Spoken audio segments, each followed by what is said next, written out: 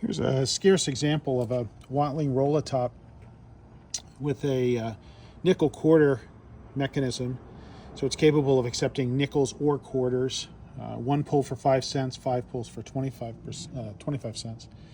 It's original unrestored cherry front with a diamond bell jackpot, and also has the side shooter attachment, which was basically a kind of feeble attempt to try and make the slot machine out to be a game of skill, which meant that it was not a gambling device. It really didn't last long. It was kind of trying to exploit a loophole.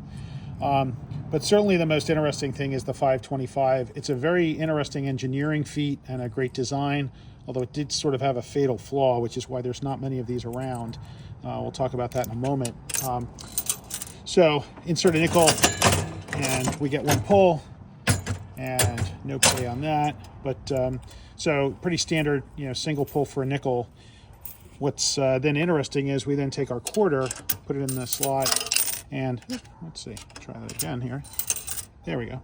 And we got our first pull, and we see that there's a quarter now in the escalator. We get our second pull, quarter, no payout yet. We get our third pull, still no payout yet. Fourth pull, and the fifth pull. Almost a pay, but not quite there. So that's our fifth pull. Let's continue to play with. We can just put a nickel in now, and we'll hear in a moment as the quarter makes its way around the escalator, because what might be obvious to you now as you're listening to the machine being played. So we're putting nickels in. The nickels are what are being saved in the coin tube inside the machine. The quarters, which you'll hear in a moment, the quarters don't actually boom. That you just heard the quarter drop into the cash box.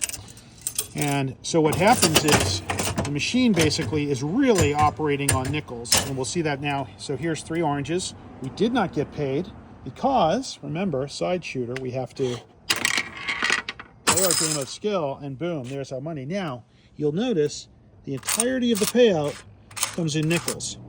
So what happens, you ask, if someone keeps putting quarters in and playing and winning nickels? Well, the machine doesn't have a change maker inside, so you're effectively dumping quarters into the cash box, but draining all of the nickels out of the coin tube. So what happens quickly, if you play only quarters on this machine, you'll actually run out of nickels inside. It won't be able to pay out anymore. So while it's an interesting engineering feat to make the mechanism capable of the 2 coins, the reality is, in practical play, if someone were to actually sort of overuse quarters, the machine would not pay out effectively. So that's sort of that fatal flaw.